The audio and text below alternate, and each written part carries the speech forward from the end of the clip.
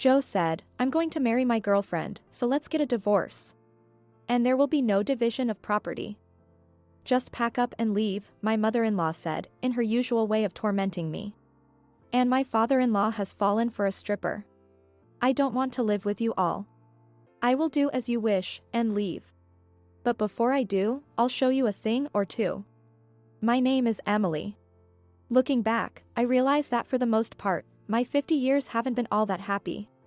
However, my current days are so joyful that I can laugh and talk about the past. This story dates back to when I was 35. At that time, I was about to celebrate my 10th wedding anniversary with my husband, Joe. We were childless, and it was somewhat painful to be constantly asked by people around us, "Do you have children?" or to hear them say, "Children are such a joy." Conversations with Joe also dwindled, rather, they had reduced ever since he got promoted a few years back and became busier with work. Going on many business trips. Since I was working too, we saw each other even less. No wonder we didn't have any kids. Well, that's one form of marriage. It's easier this way. It doesn't matter whether we have children or not. That's what I thought, but one day, our family unexpectedly grew in a way we never could have imagined. The newcomers were not angelic babies, but rather in-laws who were more like demons from hell. Ever since we got married, it seems the in-laws had said to Joe many times, "We want to live with you." Joe weighed the hassle of living together against the hassle of continually refusing them. He concluded that living together was the lesser of two hassles. Unexpectedly rational, or not. Hold on. I didn't give the okay for this living arrangement. According to Joe, I'm hardly ever home anyway, so it might be alright. That might be fine for you, but still, as Joe says, it's fine with me. That is, if the in-laws were nice people. I had disliked these in-laws even before we started living together. They were the main ones who kept nagging me, asking, "Don't you have kids yet?" Every time we met, my mother-in-law, Mary, would say, "The more children you have, the better. You only had Joe, didn't you?" Living with such in-laws, it's a nauseating proposition. What will become of this living arrangement? My expectations were immediately betrayed. Not in a good way. But rather, it turned out even worse than I had anticipated. Upon starting to live with us, my father-in-law, Robert, solemnly declared, "We won't be giving you any of our pension or living expenses." Following that, Mary said with a smile, "Let's proceed in that direction, shall we?" What direction is that, exactly? Even Joe said, since we both work, we can manage without receiving any living expenses from them. Are you on their side too? Until now, I had never really had any complaints about Joe. Well, I never really expected much from a husband to begin with. As long as he didn't get angry quickly and was a hard worker, that was fine by me. But now, a whole host of new grievances arrived all at once. Furthermore, after living with the in-laws for a while, the true reason they wanted to live with us gradually became clear. At night, Robert frequently goes out. I used to believe it was to drink with friends, but among the laundry, I found a membership card for a nightclub and a business card with Ashley written on it. Nightclubs come in various forms, but this one clearly caters directly to men's desires. So, Ashley is his favorite, huh? He's surprisingly spry for his age. I thought to myself. Of course, I meant that in a bad way. No wonder he can't contribute to the living expenses. He's spending it all on Ashley. It's okay, it can't be helped, right? No way, it's okay. On Mary's side, she gradually began to torment me more and more. She was cunning about it, slowly ramping up the torment to the point where I hardly noticed it at first. I thought she was being kind initially. I could have tolerated it if it was just about how I fold the laundry or season the food, but then Mary would sometimes call me by Joe's ex-girlfriend's name. Every time, she would say, she was the first girlfriend he introduced to me, so I have a strong impression. It's not on purpose. I'm sorry. Anne would apologize. At first, I thought maybe it's because she's getting older, but when it kept happening, I realized something was off. Come to think of it, the bathtub was always dirty when it was my turn to bathe. I thought it was the dirt from Joe and others who bathed before me. But since no one complained about the dirty bathtub, it was probably done by Mary, who bathed before me. There was also the time when she thought everyone had finished bathing on a snowy day and turned off the water heater. So my shower was freezing cold. Or the time my favorite necklace went missing after she took it out of the dresser without permission. Every time, she would come apologizing, it wasn't on purpose. I'm just a bit careless, sorry. But while turning off the water heater might be overlooked as carelessness, taking jewelry without permission certainly can't. I began to faintly sense that this might be deliberate harassment. When I saw Mary complaining at the dinner table, it's because of Emily's late return that my dinner got delayed. I belatedly realized it was indeed harassment. Come to think of it, she hasn't done any housework since she came to our house. She would toss clothes inside out into the laundry and throw recyclable plastic bottles in the trash, adding slightly more work each time. She would scream if the meal was late or if the sheets were wrinkled, and at worst, she would throw things. I finally understood. We indeed had a baby come to our house. 2 big, mean ones. Tired from my job as a caretaker, I just wanted to get away as soon as possible and go to bed, that was all I wanted. So I kept silently doing what Mary asked. I didn't have the energy to argue with anyone when I got home. I wanted to rest my body as soon as possible, every second mattered. Tired as I was, it took me a while to notice, but it seemed Mary knew about Robert's nights out. When an actress appeared on TV, Mary would repeatedly ask him, "You like this type of girl, don't you?" "You do, right?" The actress's name was Ashley. The same name as the girl from the club. Robert looked pale. I asked Mary once about it. "Aren't you bothered by Robert's outings?" She replied, "If we got divorced, I'd be a divorcee at this age. That would be miserable, and it wouldn't look good, right?" Of course, I hate it. But he's probably just playing with professionals in those places, right? If it's not serious, I can deal with it. It wasn't because she cared about Robert but because she feared the social stigma of becoming a divorcee. I can't understand it, but turning a blind eye to infidelity must be incredibly stressful. And Mary's outlet for stress was harassing me. By harassing me, she could not only relieve stress but also avoid doing any housework. It was killing 2 birds with 1 stone. I was convinced. This was the background against which Mary had insisted on living with Joe. Since living with the in-laws, Joe has found more and more excuses, like overtime, to not come home. This house is rotten from the foundation to the pillars. If things continue this way, I might end up being crushed under these decayed floor joists. One day, about half a year after we started living together. It was a rare coincidence that we both were off from work. Joe suddenly said, "Let's get a divorce." It came like a bolt out of the blue. He had been having an affair with a former classmate for a long time. I didn't even know about her and he said he wanted to marry her. It turns out, their relationship started just before he got promoted. I thought he was working hard for my sake, but could it have been for his classmate? Was it my fault for not paying closer attention to Joe's behavior, using my tiredness as an excuse? I thought affairs were something you only saw on TV or with Robert. No, maybe it's natural for the son to do the same as his father.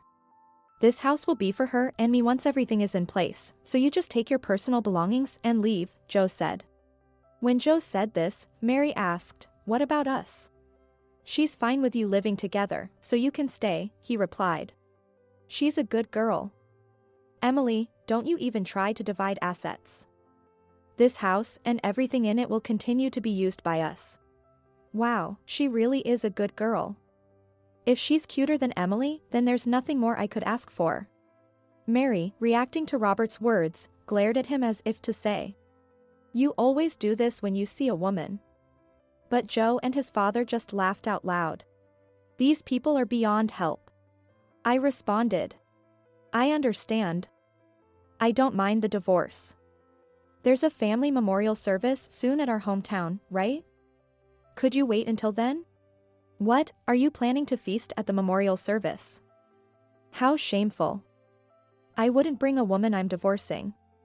Just get out already. Who's the shameful one here? As if I'm worried about the food." Despite everything, it seems Mary and I, the only two women here who have been cheated on, can't get along at all. No, I was thinking of moving out on that day. Going to the memorial is a bit embarrassing since I was cheated on. It'll take some time to find a new place and handle the paperwork. I thought the timing might be good to work things out. To my surprise, it wasn't Mary but Joe who replied in a condescending manner, "If that's the case, then it's fine." As if he has any right to act superior after cheating. Don't underestimate me. I'll destroy everything. A week passed, and the day for payback had finally arrived. That day, the in-laws and Joe left home early in the morning to attend the memorial service in the countryside. They planned to return at night. All right then. Shall we get started? The garbage collection service I had arranged for arrived. I had them take everything from the house, from furniture to gadgets, and load it onto their truck. The sofa, right? The microwave, right? Joe and the in-laws' beds, and the clothes Mary had accumulated since moving in, they wouldn't need those either. Joe's favorite latest model vacuum cleaner, gone. The refrigerator, with everything inside, gone. From appliances to junk, everything was tossed out. Decluttering is the best. Every time something was thrown away, I felt refreshed. Next, the movers came to take my important belongings to my new place. By the evening, the house was empty. I heard the sound of the front door keys jangling. It seems Joe and his parents have returned. I decided to greet them as a good wife one last time, so I stood at the entrance with a bright smile. "What, you're still here?" Joe grimaced openly. The in-laws felt the same. "Oh, how terrible. Since this is the last time, it would be nice to see your face before leaving, right?" "I wanted to see your face."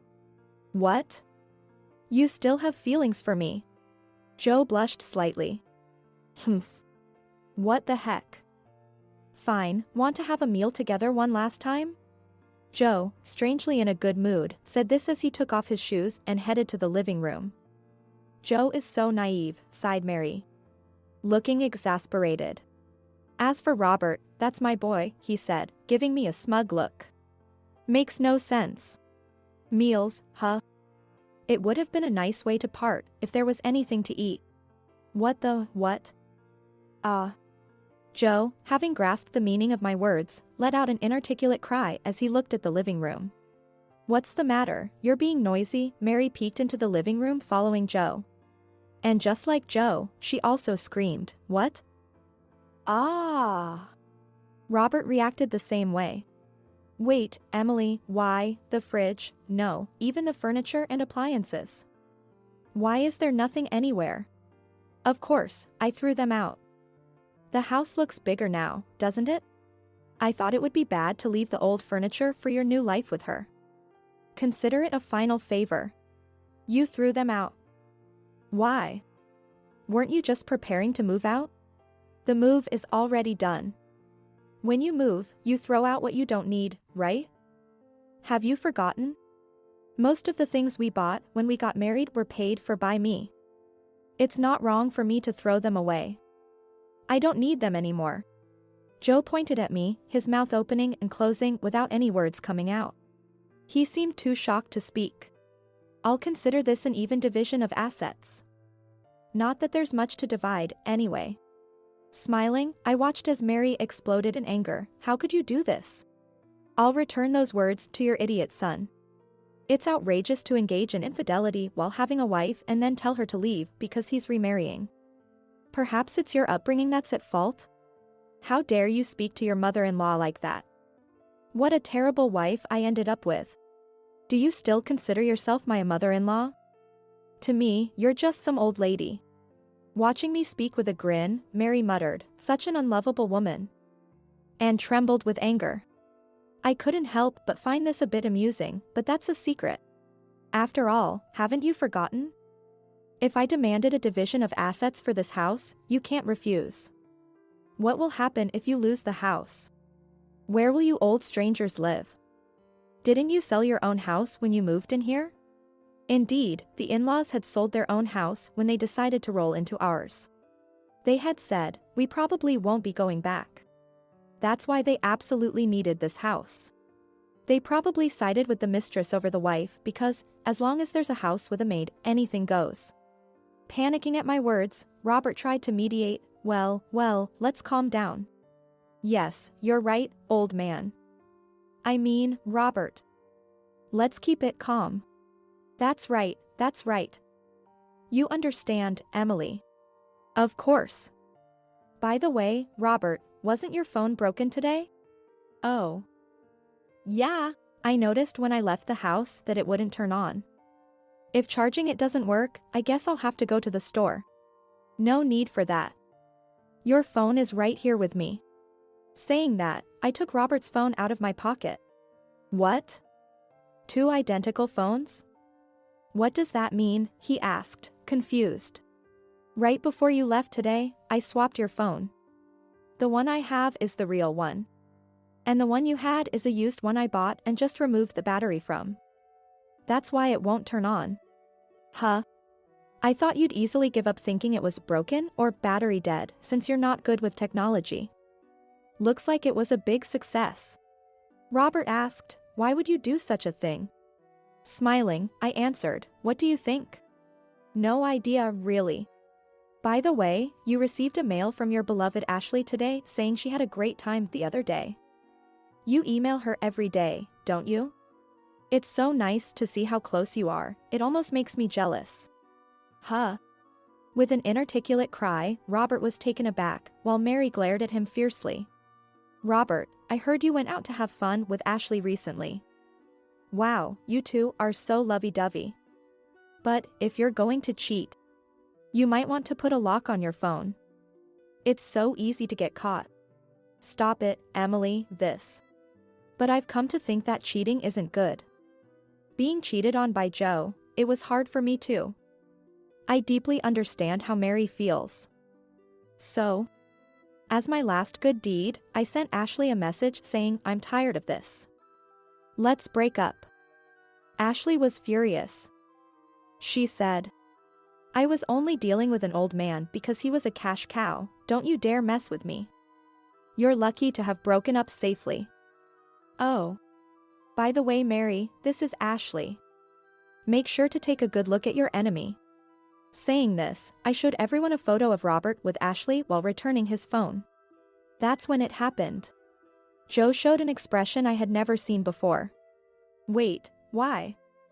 That's my girlfriend. What? At Joe's confession, everyone but Joe gasped. What do you mean? Joe, what are you to Ashley? No, that's my line, Dad. Why are you taking photos with Ashley? It's obvious, because I'm her boyfriend. No, Ashley is my girlfriend. I thought your girlfriend was your classmate. We just happened to meet at the shop, and it went from there. Never did I expect a father and son to have the same woman as their lover, a surprising twist even for me. Ignoring the dumbfounded Mary and me, the men engaged in a futile argument over who deserved Ashley more, eventually escalating into a brawl. Pulling each other's hair. Afterward, the brawl ended when Joe accidentally pulled out a significant amount of the father-in-law's precious remaining hair. After glancing at the soulless face of Robert, I declared loudly, well then, I'll be heading to my new place now. Thank you for everything. I'll be requesting division of assets next time. Bye. I said I'd let the property division slide, but I changed my mind. Mary, having realized the seriousness of the affair, swung her bag around in anger, beating Robert. Joe, overwhelmed by the rapid succession of events or perhaps utterly defeated, slumped down on the spot. As I witnessed this hellish scene, I couldn't help but smirk as I mounted my scooter and rode off. Though not even close to resembling him, in my mind, I felt just like Tom Cruise in Top Gun. It's been a while since I felt so refreshed riding down the night road. Fantastic. Later on, when I filed for divorce with division of assets, Joe pleaded, please wait with the divorce. It turned out the in-laws were considering divorce too, and with the potential loss of a place to live for everyone and the changing circumstances. They wanted to hold on to as much money as possible. They said various things like, don't you feel sorry for us, having lived together once and now being homeless, and, we need money right now. But I had no sympathy and proceeded with the divorce without discussion, securing as much money as possible from Joe. I felt a bit like a bandit, but I hadn't done anything wrong. It was merely what I deserved. Well, maybe messing with someone's phone was a bit bad. Eventually, around the same time as our divorce, Mary also divorced Robert. Apparently, Robert's affair with Ashley had been going on for over 5 years, and Mary couldn't forgive the private relationship. I don't quite understand the logic of tolerating visits to the shop but not private relationships, but I guess there are all kinds of marriages. Well, they're not a couple anymore anyway. Robert faced claim of assets from Mary, and Joe from me. It is the inevitable conclusion that the apple doesn't fall far from the tree. The family is now scattered and separated. Mary, having been cheated on by Robert, grew to despise men in general and consequently despised Joe for similarly discarding me through cheating. As a result, Joe and Mary have become estranged since her divorce, only speaking when necessary. Robert was jobless and sought help from Joe, but was rejected because Joe himself was barely scraping by with multiple jobs. Joe is juggling jobs. Mary, who had been a housewife since marrying young, took up her first job ever as a part-timer. Robert finally found a job and worked night hours. As for Joe, who was all set to remarry Ashley, it turned out she had no such intentions. Ashley saw both Joe and Robert merely as sources of income, an extension of her job. Additionally, it was revealed that Ashley had other men like Joe and his father in her life. Joe, having known her since their school days, had convinced himself that she was truly serious about him, his destined partner. But when all was said and done, it turned out to be a ridiculously petty and foolish story. Ultimately, both men were deemed too much trouble, even as cash cows, and were discarded by Ashley. For me, aiming to break everything on my way out, as I had planned. Seeing such a spectacular collapse of their family life, far beyond what I had aimed for, left me extremely satisfied. No one in that family truly valued anyone but themselves, so this outcome was perhaps inevitable. In essence, it was a family in form only, lacking any real compassion. I am now relieved to have left that household. As for me, while my days are still exhausting due to work, living alone has freed me from having to allocate time for someone else, giving me more freedom than when I was married. I've been able to travel with old friends from my student days, whom I couldn't see often while married, and even find time for my hobbies. Having been in a choir during my student years, I've picked up again on singing, and it turns out, you can still get better at music, even with age. I consistently win at the local competitions, even earning some prize money. Thanks to that, my wallet is always heavy.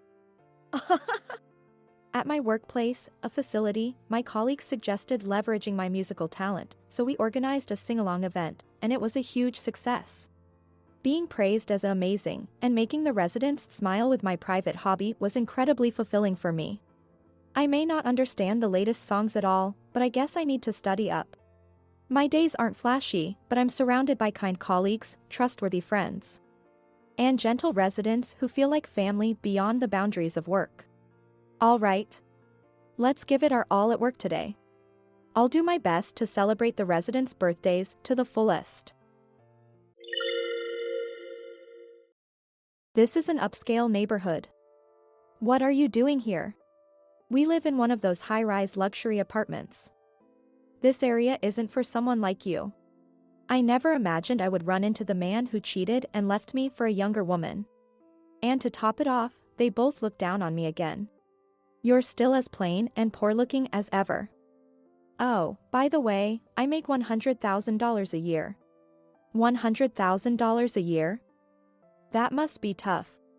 It was my husband who uttered those unexpected words. My name is Sarah.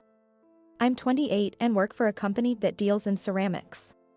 It all started when I stopped by a pottery market, a favorite of my mom's, during a family trip when I was in junior high. And now, it has even become my career. While I'm happy to be able to work with something I love, I sometimes think it wouldn't be so bad to remain single forever. But life is unpredictable, and you never know when you'll meet someone new. I participated in a promotional event for local pottery. I met and ended up dating Jake, who worked for an event planning company. You always respect my work because you know how passionate I am about it. With you, I feel like I can build a secure home. He used to say that, and since I had no intention of quitting my job, I thought we could make it work even after getting married. Jake often had to travel for work because of the events, and he was busy even on weekends. I was in the same boat, sometimes having to work on weekends due to the kiln schedules. It was unavoidable that we couldn't meet on our days off or sometimes had to cancel plans at the last minute. Being too trusting, I was slow to realize. Jake started canceling plans more often due to work and wouldn't even show up for wedding planning meetings. Unlike before, he wouldn't answer his phone either. One day, after a meeting on the go, I was headed to the station. Across the street, on the opposite sidewalk, I spotted Jake. What a coincidence. I could go straight home today, and I wanted to have dinner with him after so long. Thinking this, I started running towards him as soon as the light turned green. Jake. Are you done with work? Can we go have dinner together? Huh. Next to Jake was a tall, beautiful woman with long legs, and they both turned around simultaneously. Moreover, the woman's arm was firmly linked with Jake's. Sarah. What are you doing here? What a coincidence. I was nearby for a work meeting, and it just ended. Are you still working, Jake? And who might this lady be? It clearly didn't look like he was working, but I asked calmly anyway. I knew his job involved interacting with many event companions and models. Ah, this is Monica, a model. Hello. She smiled at me warmly. Wow, she's not only stylish and pretty, but she's also a model. So it's business related after all. I felt a bit relieved. I'm not thrilled about them being arm in arm, or rather, that they've been arm in arm this whole time. But maybe that's normal for someone who works as a model. Hello. I'm Sarah, engaged to Jake. When I greeted them, Jake made a face as if he had bitten into something bitter, and Monica, as she was called, looked back and forth between him and me, then burst out laughing. Wait, this person is your fiancé? No way, we've run into each other, Jay. She calls him Jay. Come on, I told you to hurry up. Let's just make things clear right here. As she said this with a coy look, he turned to face me. Look, Sarah, I'm dating Monica. What? Sorry, but let's pretend our engagement never happened. I'm going to marry Monica. What? Wait, Jake, what are you saying? I met Monica at an outdoor festival event, and we both felt it was destiny right away. Oh, sorry. But Jay was the one who pursued me, saying he'd break up with his girlfriend. She said it so nonchalantly. So, thanks for everything up till now. Wait, Jake. Let's at least talk this through properly. But there's nothing left to talk about. What? I've made up my mind. Monica is as cute and stylish as you can see, and she's just the best. She's only 24 and comes from a wealthy family.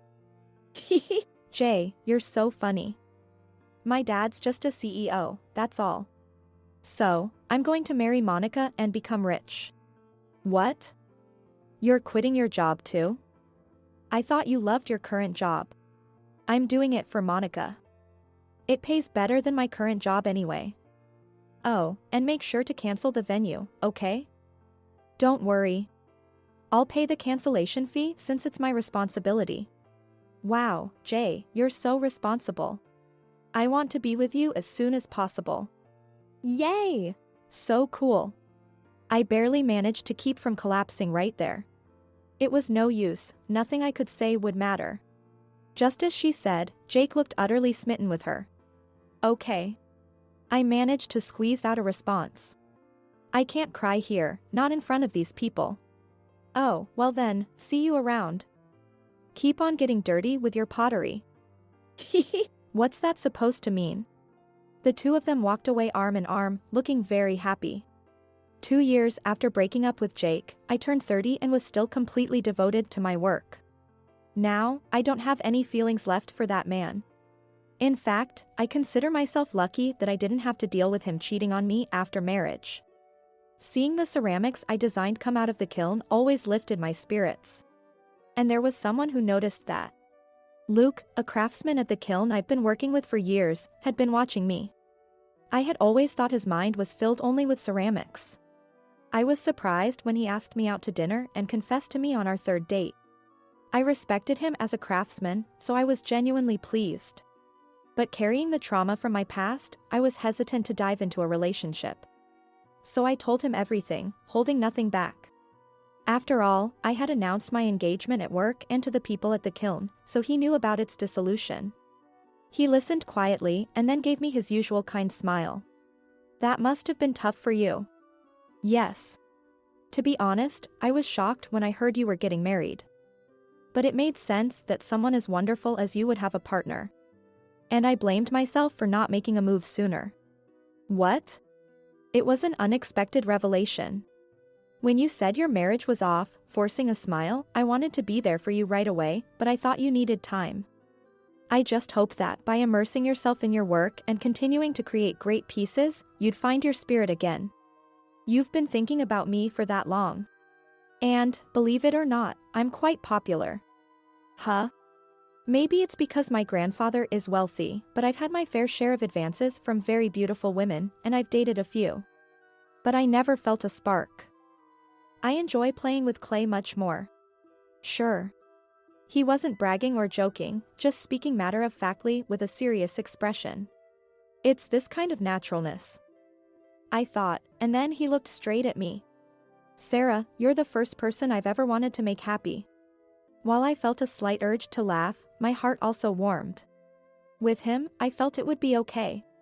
Naturally, I found myself saying, I'm happy. Please take care of me. A year later, Luke and I got married.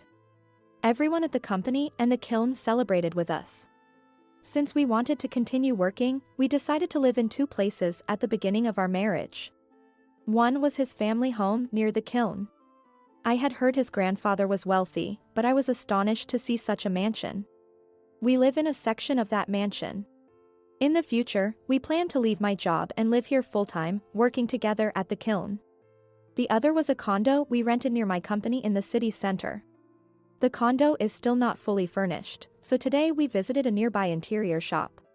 That's where an unexpected encounter awaited us. It wasn't a pleasant one. As we were looking at the sofas, we heard a voice from behind. Is that the plain Jane, Sarah, over there? Jake. It had been over 3 years, but I couldn't forget him. My ex-fiancé, Jake, was standing there. And with him was his model girlfriend, Monica. I knew they had gotten married as they had declared. It was because his model girlfriend was loudly broadcasting it on social media and in magazines.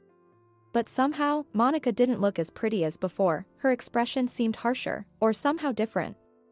Come to think of it, I hadn't seen her in the media recently. Jake was smirking, but his face lacked vitality. This is an upscale neighborhood. What are you doing here? Oh, do you need a permit to shop in an upscale neighborhood? Really? You don't live around here, do you? This store is expensive, not for someone like you. Yeah, you're still as plain and poor-looking as ever. You love the color of soil, huh? I didn't expect an apology for the past, but I was fed up with his condescending attitude. Exactly. If someone as unfashionable as you comes in, it lowers the store's class. People might think we're poor too. We came all the way from our place, just around the corner in that famous high-rise. And we're on the 25th floor. I was irritated by their unsolicited boasting, but engaging with them would be a waste of time. I remained silent. My silence seemed to irk Jake further, as he continued to provoke. You're still going on about loving ceramics and dressed like you're broke. Oh, by the way, I make a cool $100,000 a year. And he's working as my stay-at-home husband now. He even moved to that high-rise for me. $100,000 a year? That must be tough. What? The sudden comment came from Luke. Even I was surprised and echoed the sentiment, aligning with these unpleasant folks. It's just a bit concerning, living in someone else's house. Hey, who is this guy? Jake noticed my husband and asked. Nice to meet you, I'm Luke. It seems Sarah used to be under your care. The two of them looked surprised for a moment but then laughed dismissively while sizing up my husband. Wow, you managed to get married? Well, you're a good match for each other, both so plain. Really, he seems so out of it. Didn't even notice him there. What's with that must be tough, just now? Jake glared at my husband. Well, you live on the 25th floor of that high-rise, and you make $100,000 a year, right? Yeah, I make $100,000. Jake puffed up with pride. And with all those brand name items you wear, I can't help but worry, even though it's none of my business. Ah. A poor person trying to make a dig, how pathetic. Unfortunately for you, we're not struggling at all. Is that so? But your wife doesn't look too well, is everything all right? What? Hey, Monica, what's wrong? It's nothing, really. Can't relate to making $100,000, huh? How much do you make? $10 an hour. No, it's not about hourly wages, I don't work in an office, I'm at home. Wow, unemployed, huh? Knew it, you're just being used for your money. Wait, that's not. Please don't disrespect my dear Sarah. Gotta defend yourself as a leech, huh? Oh god, he called her, my dear Sarah, what a weirdo. They continued to look down on us, completely misunderstanding the situation. Sarah, let's go. It's troublesome to deal with these hopeless people. Yeah, let's hurry. My husband took my hand, and we left the place. Sour grapes. Don't come back. Don't pretend to be a local around here. But, we do live in the presidential tower, you know. When my husband responded, the two of them burst into laughter. Trying to lie when you're upset, but it's such an obvious lie. It's super famous, anyone knows the name. The most expensive around here, no way you could live there. Ignoring their laughter, we walked away. I can't believe we ran into them here. I'm really sorry, Luke. As we walked, I apologized. I should be the one apologizing. It was rude of me to bring up money on our first meeting. It was inappropriate. Ha! I almost laughed out loud at my husband's serious response. Clearly, they were the rude ones. But they live in that tower nearby. It would be awful to run into them again. Our condo is also near here. Their tower was one of our options, but I'm so glad we didn't end up choosing the same place. My husband responded. Don't worry, they'll be gone soon. What do you mean? Isn't that lady's family wealthy? Do you know her name? Huh. I was confused by what my husband meant, staring at him blankly. A few days later. As my husband and I were about to leave through the entrance, we suddenly heard a voice. There you are. Wow, you really do live here. Jake and his wife appeared in front of us, making me wide-eyed. Why are you here? Please, help us. What? We're being kicked out of that high-rise. Oh. Why is that? Well, because of our rent arrears. You haven't been paying your rent? Well, that's understandable then. It really had nothing to do with us. Just wait. They were okay with waiting for the payment until suddenly they said they couldn't wait anymore. It's because of your husband. This time, Monica shouted. And how is that my husband's fault? When I heard the name Smith, I couldn't believe it. Your husband owns that high-rise? She was visibly frustrated, her face turning red. It's not me, but my father. What? It originally belonged to my grandfather, but now I think it's under my father's name. Well, it doesn't really matter either way. The management company said if there's no further payment, they'll start eviction proceedings. That's only natural. It's not a charity. But that's why I said it must be tough with a $100,000 salary. What do you mean by that? Jake shouted. With a $100,000 income, a couple should be able to live quite comfortably. But the rent for the 25th floor there is $5,000 a month, right? Surely you didn't forget to account for taxes. Huh? And on top of that, living a life filled with branded luxuries. It would be strange if you weren't struggling. Monica, you were the one who wanted to live there. When did the rent even start falling behind? But the social circle in the high floors of that high-rise. There are luxury lunches, spas. You need to have nice bags and jewelry or you won't be taken seriously. You don't have to associate with such people, you know. Why?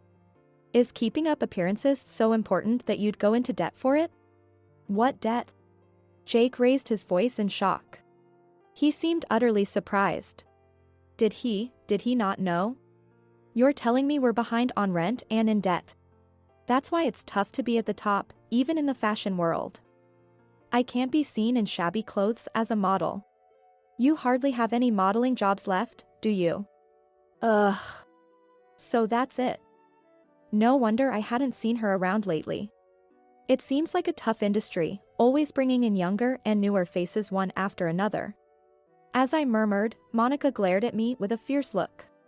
Shut up, you plain Jane. Damn it, what's with you? You said you'd handle the finances, and now you haven't even paid the rent. Jake confronted Monica. But her family is wealthy, right? You always boasted about that. Why not ask them for help? I offered a deliberately, or rather kindly, helping hand. But Sarah, her family's business has been struggling since last year, and they're not as well off. What? Wait. So, that must be why they couldn't pay the rent anymore. They must have been relying on her family's support until then. Wait. How do you even know about my dad's company? Because my grandfather is the chairman of the Smith Group. What? Oh, the Smith Group. A genuine tycoon. Jake muttered in disbelief.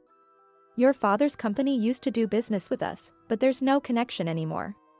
My husband continued matter-of-factly. My grandfather owns many apartments, both domestically and internationally. Then you should have said that when we met the other day. We don't brag about such things, it's unseemly. What? Are you trying to mock me? I didn't intend to, but it seems it turned out that way. It's so annoying. Sorry about that. Just don't apologize. It was like a comedy sketch. As I nearly laughed at their rapid exchange, Monica snapped at me. But that's not your money, is it? In the end, you're just living off your grandfather's wealth. I set her straight. Luke is a renowned ceramic artist. Huh? There are customers who wait months for his work. At the same time, we're making affordable items at the kiln for everyone. And our online sales always sell out. My husband has never relied on his grandfather's money. Don't lump him in with you. If we ever need help, we've been told they'd assist us. After a chuckle, my husband looked back at Jake and Monica with a serious expression. Normally, after 3 months of unpaid rent, the contract can be terminated and eviction proceedings started. And if there's still no payment, eviction can be enforced within another 2 to 3 months. That high-rise contract states this clearly, doesn't it? Oh. They waited 5 months for you because they believed your wife's story. What story? She tearfully said her husband was sick and their income had dropped, asking for patience. Monica, what the hell are you doing? But that was a lie. In reality, there were debts from living lavishly. I've reported this to my father and grandfather. So why do you know about the debts? Jake was pale-faced, and Monica was almost in tears. We looked into it. My husband stated simply. I heard about the past from Sarah. But now we're happy, and meeting you again was just a coincidence. Then it's fine, isn't it? But what did you say to Sarah when you met her again? No apology, just disdain and insults. I couldn't forgive that. No way. And I was genuinely worried, hearing you lived in that high-rise on a $100,000 salary. No. Actually, it's good that you found out about the debt before it got any worse. Jake and Monica were left speechless by my husband's bright smile. Wait, what's with this quirky air? I couldn't help but be impressed by his way with words. It's not sarcasm, he's just stating it as it is. Whether it's because he was born into such wealth or it's just his personality, I'm not entirely sure. Probably the latter, though. Hey, Sarah, help me out, I'll apologize. Yeah, you can fix this if you ask, right? Wow, suddenly they're changing their tune. I must decline. I mimicked my husband's smile. But mine was more mischievous than natural. I don't have anything to do with your debt. That's right. Let's go, Sarah. Wait, please. Don't just cut us off with a smile. Ignoring their desperate cries, I started walking hand in hand with my husband. Eventually, Jake and Monica were, of course, evicted from the high-rise. Monica's father ended up paying the overdue rent, but in return, she was disowned. Her family's business was in a precarious situation, and Jake's income as their son-in-law had also decreased. Despite this, her parents were furious at her for squandering money just for show and told her she couldn't step foot in their house until she repaid the debts, including the ones she made them cover. Jake, completely fed up with her, seemed to be considering divorce. But if he had indulged her and left the finances entirely in her hands, wasn't it partly his own fault? Monica had taken loans from dubious sources without her parents or Jake knowing, and now she was being chased by intimidating debt collectors. Meanwhile, my husband and I are discussing the next designs at the kiln for our new dinnerware series, which has been well received. Items that families can use together, those that couples can share, and pieces for one's personal relaxation time. We want to gradually expand our range to cater to the different lifestyles. Sarah, could you take a look at these colors and tell me which one you prefer? Sure. Someday, if we have children, I want our family to enjoy meals together using the dinnerware my husband has made. Today, like every day, we're surrounded by the scent of earth in our beloved workshop. All right, everyone's presentations are done. Nick, the manager, said as he tried to move the discussion forward. Excuse me, I haven't. I recently found out something. Nick interrupted me and began to speak. There's apparently someone in this department who didn't graduate high school and is just a part-timer. Meetings should be for employees only. Absolutely right. His lackey, Mike, of course, agreed with Nick. I'm leaving. After leaving the meeting room, I started to shut down my computer. I noticed that an email had arrived, not in my personal inbox, but in the company's shared email. Thinking, there's no point in speaking up, no one will listen, I went home quietly. The next day, I heard a commotion from Nick's desk. He was staring at his computer screen, his face pale. Nick! Is something wrong? Mike looked at the screen with him. And he turned even paler than Nick. Why is he so angry? Knowing the reason for Mike's distress, I thought to myself, serves them right. My name is Adam. My mother passed away when I was in the 9th grade, and I was raised by my father. Well, you could hardly call it being raised. After my mother passed, my father changed. He drowned his sorrows in alcohol, and though he still went to work, he squandered our living expenses on horse racing. Because of that, I had to start working part-time as soon as I entered high school. Every month, I went to the convenience store with bills in hand that couldn't be auto-deducted from my father's account. Even though I endured it because I didn't want to be alone, I reached my limit in my second year of high school and dropped out. I found a live-in job at a distant inn. Thank you for everything. The day I left home, my father, still staring at the TV, spoke. Take care. That was our last conversation. Back then, 18 wasn't the age of majority, so I needed my father's permission to work, and I couldn't hide my place of employment. Yet, my father never visited me even once. I kept working just to survive, and before I knew it, I was 42. Years of hard work paid off, and I was transferred to the headquarters. I was thrilled to be recognized by the company, as I thought I'd be working in the field until retirement due to my lack of formal education. Listen up. Our work can change the future of our employees. Don't drag us down. On my first day after the transfer, Nick, dressed in an expensive suit, spoke sternly. There was a reason for this. Our inn was located in a prominent tourist destination, known so well that everyone in the state could sing its commercial jingle. At its peak, we had 5 locations within the state. But that was long ago. Due to financial difficulties and aging facilities, only the place where I had worked for many years and the original establishment remained. I was prepared to lose my job anytime, but now there was a glimmer of hope. With the rise of social media, the tourist area where the inn was located started gaining attention again. Depending on how hard the sales department, where I was transferred, worked.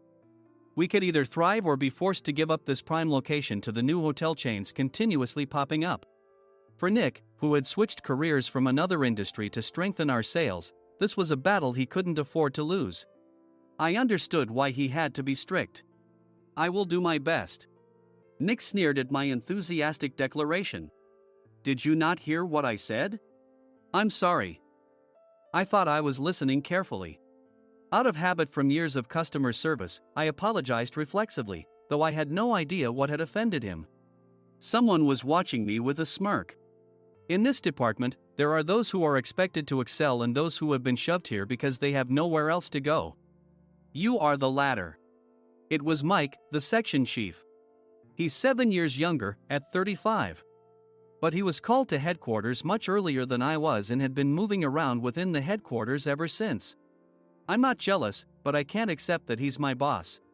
Graduating from a prestigious university, he has an unusually high pride and caused many problems as a newbie, making things very difficult for me when I was the front desk leader. When I found out Mike was transferred to the sales department a month before me, I was disheartened. Mike is right. With just a middle school diploma, there's not much you can do. Don't even think about achieving results. As if I didn't exist, Nick remarked, I'm thirsty. Mike eagerly ran to the coffee maker. It seems Mike is Nick's lackey. I regretted being happy about my transfer to headquarters, wishing I had stayed on site forever. Send a direct mail to every company on this list by the end of the day.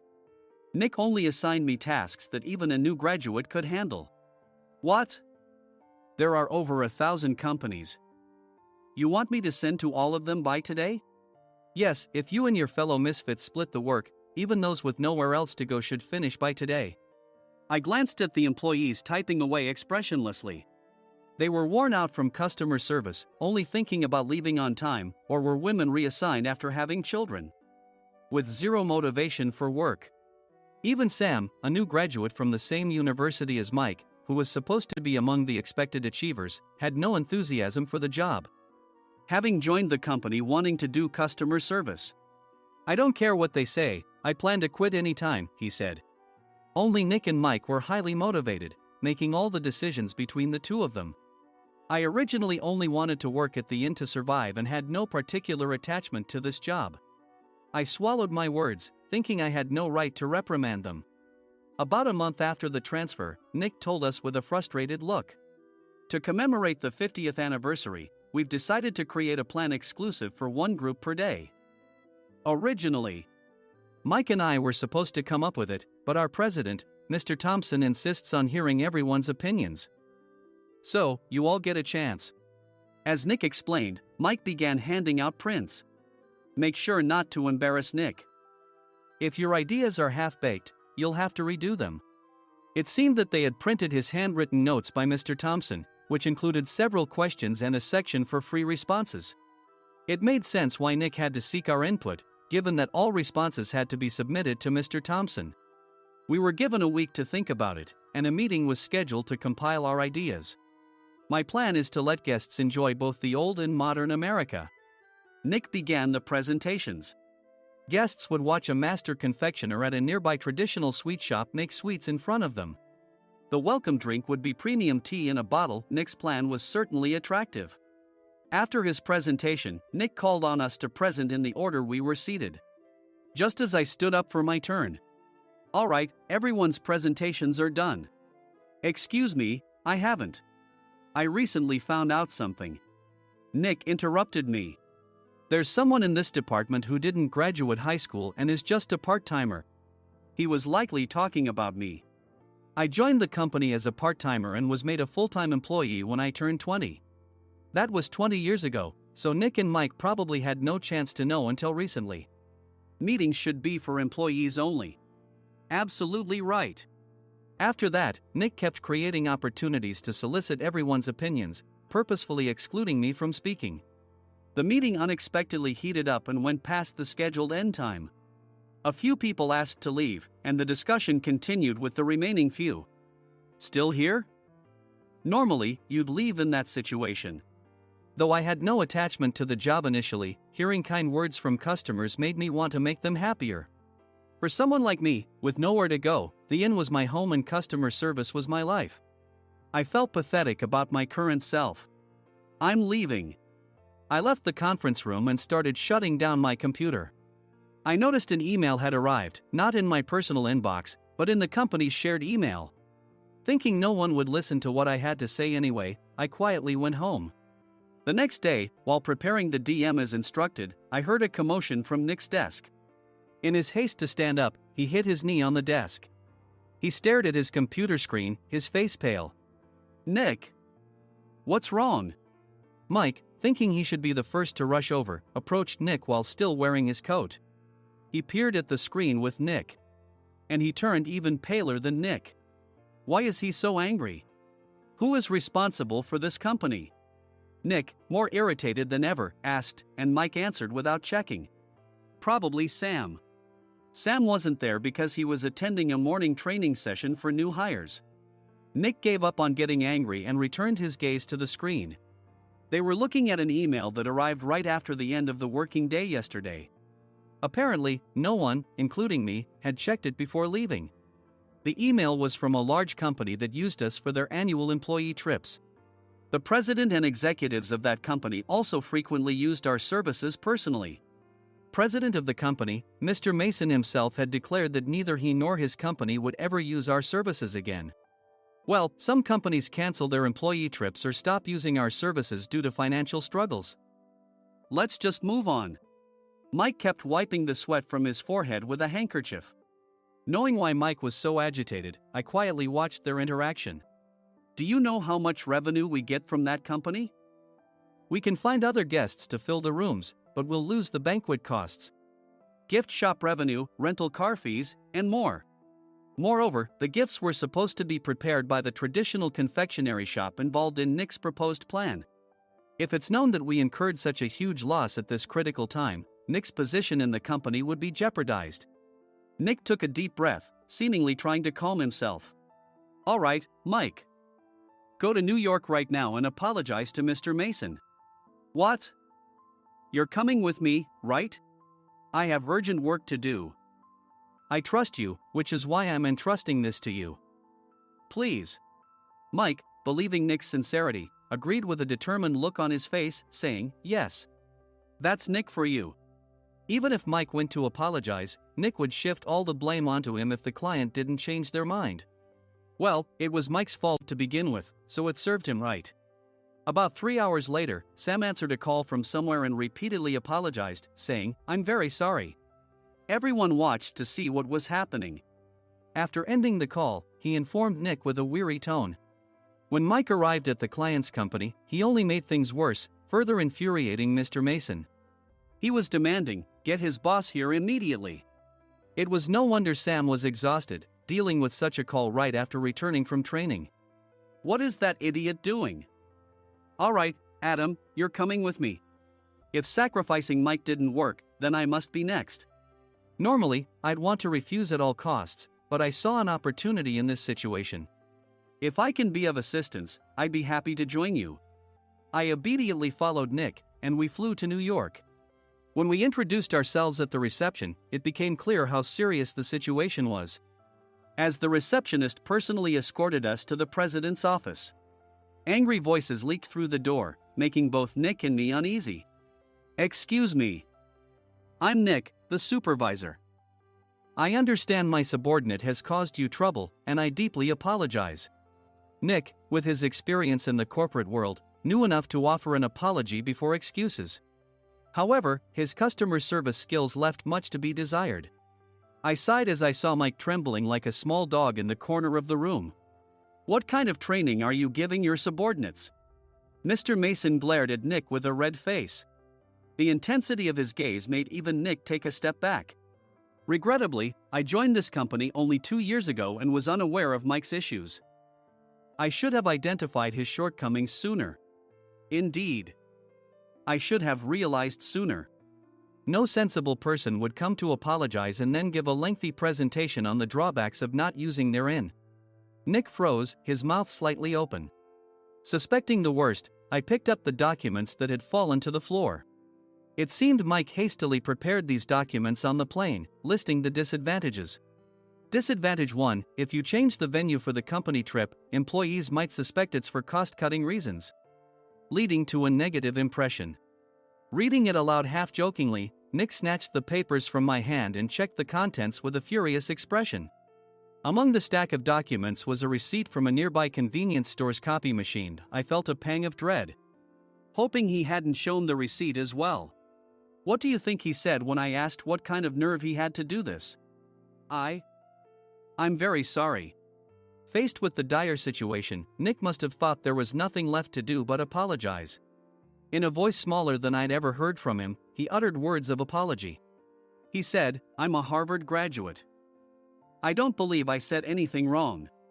Mike! What have you done? Forgetting his plan to pin the blame on Mike, Nick yelled loudly, even in front of Mr. Mason. "I didn't do anything wrong." "You're still saying that? Look at him." Mike pointed at me with a shaking hand. "I was assigned to headquarters in my 20s and now I'm a section chief. This guy only made it to headquarters at 42. Everything I've done proves I was right. So why are we losing the contract?" Having said his piece, Mike collapsed to the floor. "Of course. You were sent there because you had nowhere else to go." Mike never expected to hear such words from someone he looked down upon. He lunged at me, and Nick hurriedly stepped in to stop him. "Mr. Thompson told me Mike is a quick thinker, and to take good care of him." There's no way he was pushed aside. "Don't make things worse here. He didn't say quick thinker, he said only quick-witted, didn't he?" I don't remember that part." I recalled the many troubles Mike caused when he was a newbie. When Mike was on the front line, his pride was so high that he never apologized to customers. Customer service, especially in our job, doesn't work alone. It brings both good and bad situations. If the front staff or housekeepers made mistakes, or the cleaning company didn't properly clean a room, one had to apologize to the customers regardless of personal fault. Mike, in such situations, would never apologize, insisting he wasn't at fault. This often angered customers, and as the front desk leader, I frequently had to apologize on his behalf.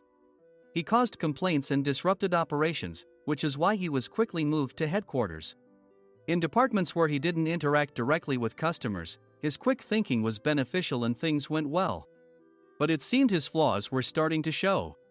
Corporate reservations are supposed to be entered into the system by the sales representative. But a quick check yesterday revealed that more than 10 items were missing from the client's reservation. The handover document clearly stated what needed to be prepared. Why didn't you enter it into the system? Why do we have to give them special treatment? Filling rooms near the banquet hall, setting up all the food in advance. Specifying the brand of wine, they're too demanding. No wonder he always angered customers, I thought, feeling a headache coming on. Grouping them in rooms near the banquet hall is for our benefit too. It makes it easier for the staff to set up beds and serve breakfast since everyone's schedule is synchronized. As for the other requests, Mr. Mason suggested them to lighten our load. I didn't know that. Nick finally seemed to realize that Mike was the one who had angered the client. What did you say to them? I just told them we wouldn't give them special treatment anymore. We shouldn't waste effort on things that don't bring in money. I was utterly exasperated at his lack of understanding of customer service. Of course, we shouldn't comply with unreasonable demands. But carrying over successful practices from past stays makes customers feel remembered and enhances their experience. Good memories encourage repeat visits. That's part of our job. I looked down at Mike, who was sitting on the floor. In our job, nothing is a waste. Mr. Thompson likely moved you to the sales department, hoping you'd finally understand this. How do you think he feels now that you failed to meet his expectations? Mike, tears in his eyes, fled the president's office. I was amazed he still hadn't apologized. You have it tough, Adam. It's okay, we're all employees of the same company. I deeply apologize for this disrespectful incident. Especially after all the care you've shown us. If it weren't for you, Adam, I really would have stopped staying here. When I heard you were moving to the sales department, I was willing to reconsider if you handled it. Seeing us talk so amicably, Nick's face contorted. Do you two know each other? Adam's service is excellent. I always requested him specifically. Normally, we don't accept specific staff requests, but we made an exception for Mr. Mason, adjusting my shifts accordingly. He had personally stayed at our hotel just before my transfer, and during casual conversation, I mentioned, I'm moving to the sales department soon. If I hadn't told him then, things could have been much worse. Please continue to take care of us. I look forward to it. On the return flight, Nick awkwardly offered me a can of beer. It's still working hours. Of course, I had no intention of forgiving him for a single beer. Nick might try to pin everything on Mike and avoid any consequences. While pondering this, a startling fact came to light. Nick, the tea bottles for the plan have arrived. I handed Nick a bottle labeled with our inn's name. They look good. What are you talking about? These are plastic bottles. I had assumed we would use the trendy, high-end bottling tea. But what arrived were ordinary plastic bottles of tea with customized labels. The only unique aspect was the label, which had the inn's name, making it look customized. Upon further investigation, I discovered that a substantial amount of money was set to be paid to the tea company. It was priced like bottling tea. Does this plastic bottle really cost $100 each? The tea inside is specially blended for us. The extra cost is for that. Wouldn't it be better to use another tea company? Or is there a specific reason we must use this one? As Nick continued to make excuses, I showed him a printed email. I informed the tea company's president, Mr. Mitchell, that we discovered irregular payments and he confessed. He said you two were high school classmates and planned to split the extra money. That idiot. Why did he confess? That's not important. You should worry about yourself, this could turn into a police matter. Opening the bottle cap, I suggested. How about calming down with this tea? It supposedly has a relaxing effect. Nick drank the tea frantically. In the following days, decisions were made about their fates. Mike was reassigned to the General Affairs Department, with no chance of transfer or promotion, as per Mr. Thompson's orders. As for Nick, since the payment to the tea company hadn't yet been made, he narrowly avoided legal trouble.